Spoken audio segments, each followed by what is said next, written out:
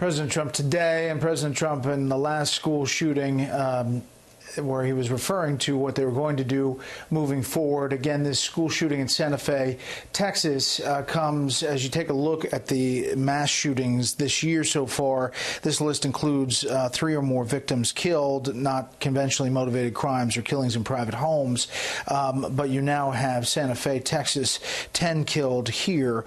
We heard from the White House today that the Education Secretary, Betsy DeVos, has her School Safety Commission has been stood up today, and that it will meet for the first time next week. What about this? We'll start there on the day's events. Let's bring in our panel. Matt Schlapp, contributor with The Hill. David Cantonese, senior politics writer for U.S. News and World Report. And Noah Rothman, associate editor of Commentary magazine. Noah, let me start with you. Where we're going and where the conversation goes. We come to this point every time there's a shooting, especially a school shooting. Yeah, they have become so common at this point, so tragically common that our response is almost ritualized. Conservatives respond by talking about conservative issues. Democrats respond by addressing guns. This doesn't look like a weapons issue. We saw Senator Chris Murphy say that we need to talk about weapons. The perpetrator apparently, from what we know, had a sawed-off shotgun, which is illegal, and a revolver, which no one is talking about regulating. We don't know how they were stored, but at this point, I think it's pretty safe to say that we have a copycat issue here, and that's a media issue. There's enough scholarly literature to suggest that young students are seeking to emulate the horrible legacies of people like the Columbine shooters, which is evident in this shooter who was wearing a trench coat. And we need to really talk about press coverage in that point, and that's something that I don't think anybody really knows how to address. Yeah. David. Look, I mean, you played the clip spread 3 months ago. President Trump basically said the identical same thing as he said today.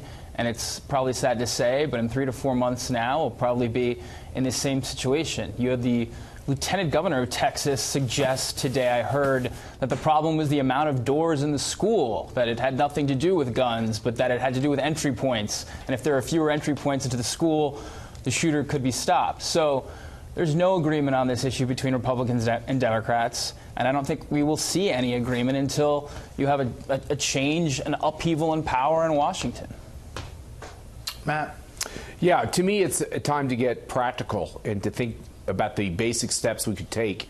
You know, I drop off 4 of my kids at school every morning, and a off-duty police officer brings the cars in for the drop-off, but then leaves when school starts. And I think there are too many schools that are vulnerable to attack, and we have these big constitutional questions about violence in our society.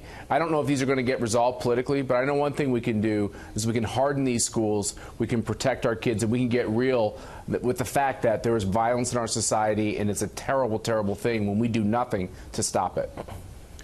All right, let's move to another topic, and that is the investigation. The Russia probe led by Special Counsel Mueller. Rudy Giuliani, the president's attorney now, has been out talking to a number of different networks here at Fox and others.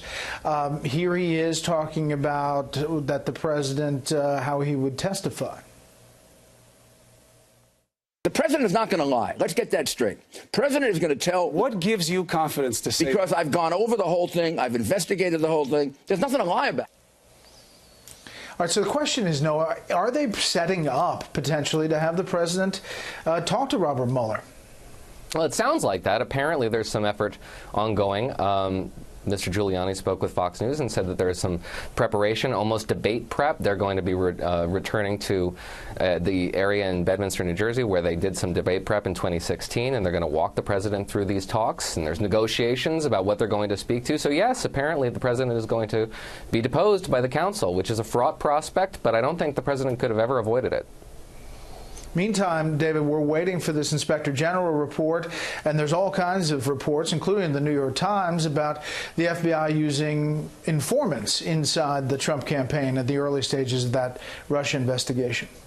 Yeah, there are reports about that, but we don't know exactly who the informant is, the accuracy of this report, what the informant's goal was, if there was an actual informant.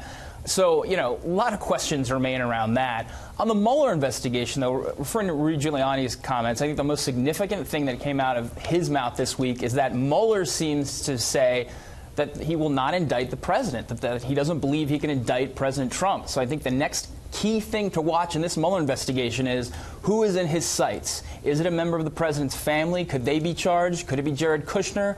Could it be Donald Trump Jr.? Or are all the fish already fried? Are all the charges that we know of, is that basically going to be it? I think that is the main next question to watch in this Mueller investigation. Matt, and the investigation into the investigation is also one to watch. Yeah, absolutely. Look, I think the problem for Robert Mueller is that if you look at his poll numbers, they've been coming down, and it looks like the lawyers he hired really have a political axe to grind against Donald Trump. So I actually think politically, for the first time, I don't think there's a downside to the president avoiding this conversation with the special counsel's team. And I think the second thing is, seeing James Clapper on CNN talking about how it was a good thing to have a spy in the Trump campaign is the most audacious thing I think I've heard of. And I actually think we need a Tower Commission, much like Ronald Reagan did. Pick 3 people of eminent reputation who understand the national security threats to using the national security and intelligence community apparatus to spy on our political opponents. I think these are very big questions, and we owe the American people some real answers, and we got to have some safeguards.